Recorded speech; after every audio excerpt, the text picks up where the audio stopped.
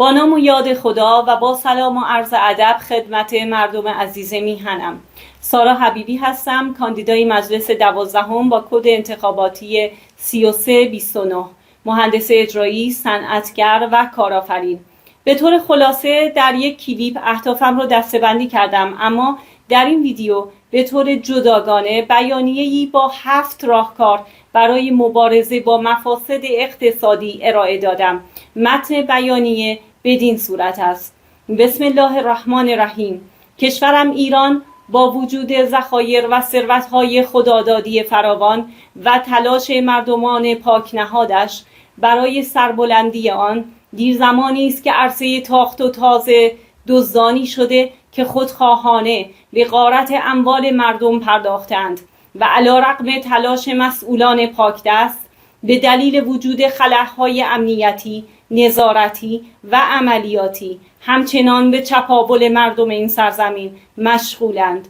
برای خالی نشدن مخزن هر سدی پر کردن حفره‌ها، برای حفظ امنیت هر آبادی کشتن گرگ‌ها و برای اعتلاع هر سرزمینی کوتاه کردن دست مفسدین و شومندیشان الزامی است. هر دزدی صرف نظر از نوع آن نیاز به 3 امکان مهم برای انجام اهداف شومش دارد. 1. نقایصی در سیستم اموال مورد نظر که بتواند با سوء استفاده از آنها به مقاصد شوم خود برسد. 2. جایی که بتواند پس از دزدی به آنجا گریخته و از تعقیب و دستگیری مصون بماند. 3. جایی که بتواند اموال دزدی را در آنجا نگهداری و یا خرج کند. بنابراین به دور از هر گونه شعارگرایی با انجام موارد و مراحل ذیل که همگی کاملا عملی و کاربردی هستند، به سادگی میتوان حیات خلوت و حاشیه امن مفسدین اقتصادی و در نتیجه انگیزه آنها برای فساد را از بین برد. اول، کشورهایی که جمهوری اسلامی ایران با آنها قرارداد استرداد مجرمین ندارد، تبدیل به محل فرار و زندگی برای مفسدین اقتصادی شده است. باید کارگروه ویژه‌ای را ایجاد کرد که مأموریت آن عقد قراردادهای همکاری با تمامی کشورهای جهان فارغ از نگرش و جهتگیری‌های سیاسی در زمینه استرداد مجرمین باشد. بدین وسیله راه فرار از چنگال عدالت برای مفسدین اقتصادی بسته می شود. در صورت کسب اعتماد مردم به عنوان یک نماینده مجلس تعهد می کنم که تمام سعی خود را جهت پیشنهاد و تصویب قانونی مبنی بر تشکیل این کارگروه ویژه و ابلاغ آن به دستگاه‌ها و وزارتخانه‌های زیرک از جمله وزارت امور خارجه و دستگاه دیپلماسی و البته پیگیری اجرایی هدفمند آن به کار بندم.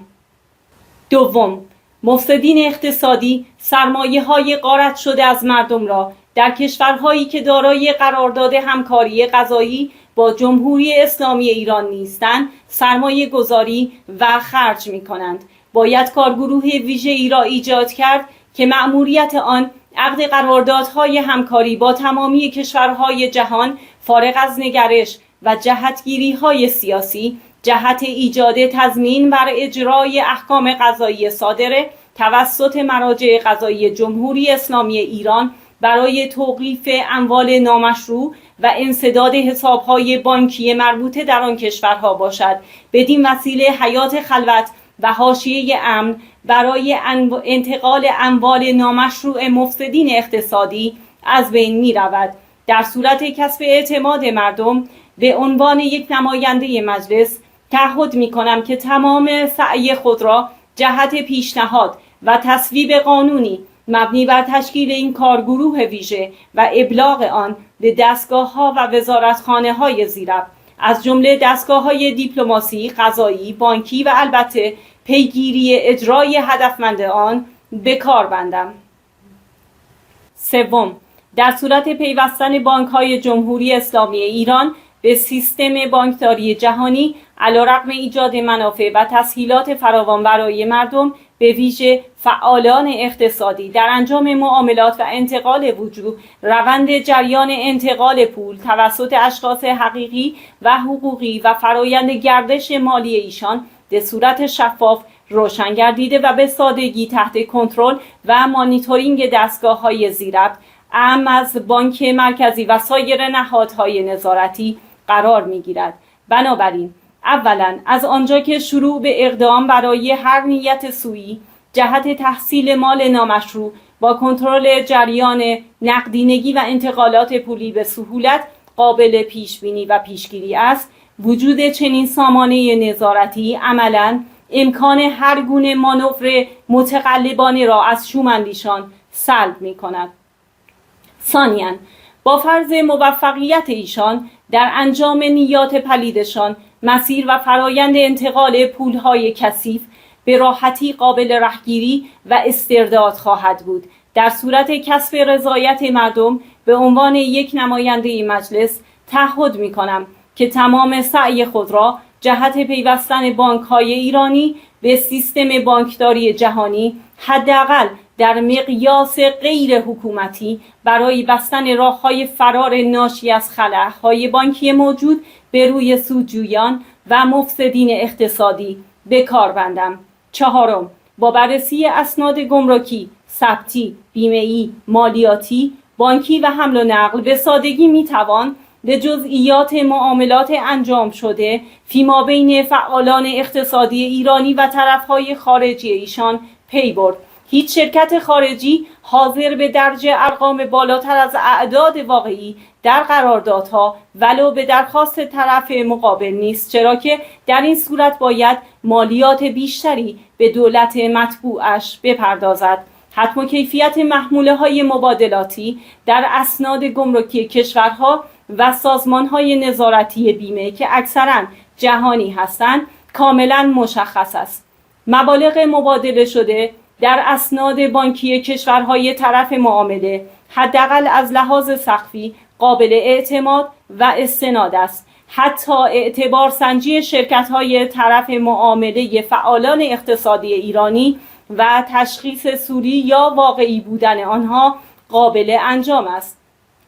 بنابراین اگر سیستم‌های بانکی و نظارتی کشور به اطلاعات گمرکی، ثبتی، بیمه‌ای، مالیاتی، بانکی و حمل و نقل کشورهای طرف معامله اتباع ایرانی دسترسی داشته باشند، عملاً سندسازی، معاملات سوری و تقلب اگر غیر ممکن نشود بسیار سخت خواهد شد.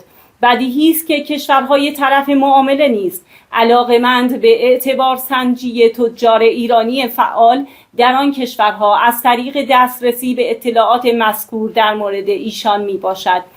از آنجا که هیچ یک از این اطلاعات در مورد فعالان اقتصادی نه برای ایران و نه برای سایر کشورها جزو اطلاعات طبقه بندی شده، محرمانه، ملی یا استراتژیک نیست، می توان با تشکیل کارگروه ویژه اقتصادی متشکل از کارشناسان گمرکی، ثبتی، بیمه‌ای، مالیاتی، بانکی و حمل و نقل اقدام به رایزنی و عقد قراردادهای تبادل اطلاعات فعالان اقتصادی با سایر کشورها فارغ از نگرش و جهتگیری‌های سیاسی در زمینه داده‌های مذکور نمود. بدین وسیله علیرغم ایجاد امکان برای حمایت بیشتر از فعالان اقتصادی، راه هر گونه سوء استفاده ارضی و اقتصادی و غیره بر مفسدین و بداندیشان مسدود می شود.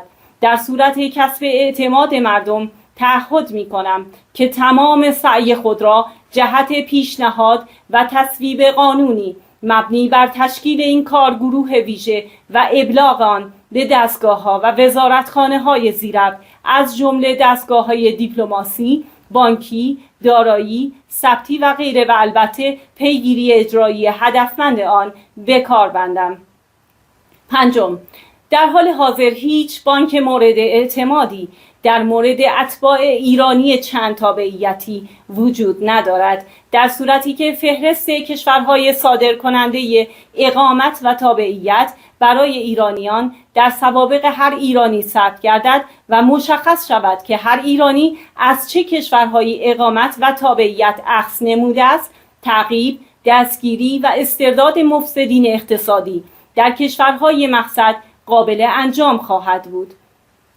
میتوان کارگروه ویژه‌ای را جهت عقد قرارداد همکاری با تمامی کشورها فارغ از نگرش و جهتگیری‌های سیاسی با محوریت تبادل متقابل اطلاعات صدور اقامت و تابعیت برای اتباع طرفین قرارداد تشکیل داده و بدین وسیله اطلاعات لازم را در مواقع ضروری از موقعیت مفسدین اقتصادی جهت تعقیب، دستگیری و استرداد ایشان به کشور در اختیار داشت.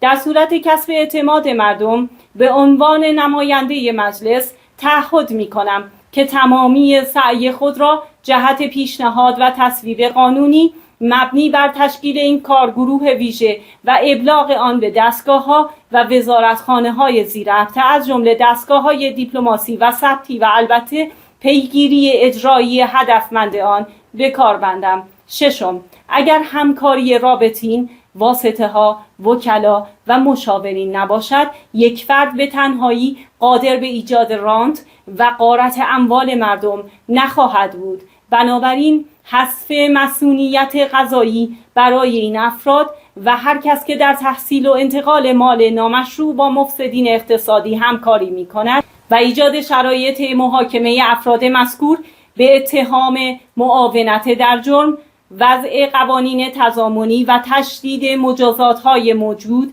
برای ایشان عرصه را بر فرصت طلبان و مفسدین اقتصادی تنگتر و زمینه ارتکاب جرم را محدودتر می کند.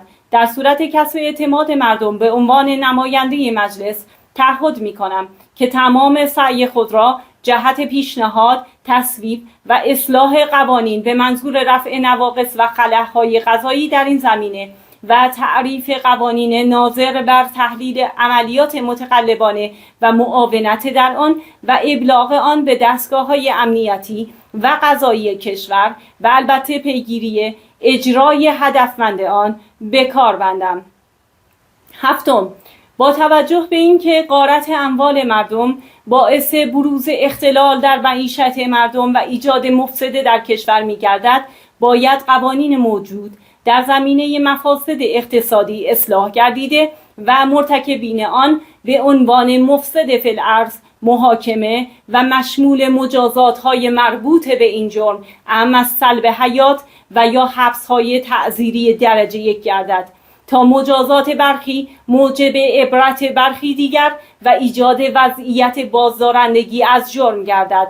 در صورت کسب اعتماد مردم به عنوان نماینده مجلس تعهد می کنم تمامی سعی خود را جهت اصلاح قوانین موجود و وضع قوانین بازدارنده شدیدتر در این زمینه به کار بندم. در صورت انجام 7 گام فوق الذکر، هزینه ارتکاب جرم برای مفسدین اقتصادی به شدت بالا می رود و چه بسا که با از بین رفتن حاشیه امنیت برای آنها انگیزه‌ای برای ارتکاب جرایم اقتصادی باقی نماند. در صورت کسب اعتماد شما در کنار تلاش برای اشتغالزایی، تولید مسکن ارزان، حذف عوامل ایجاد نوسان ارزی، مهار تورم و ایجاد انگیزه و نشاط اجتماعی متحد می شوم که با تلاش برای تشکیل کارگروه‌های مذکور با مفاسد اقتصادی مبارزه کنم.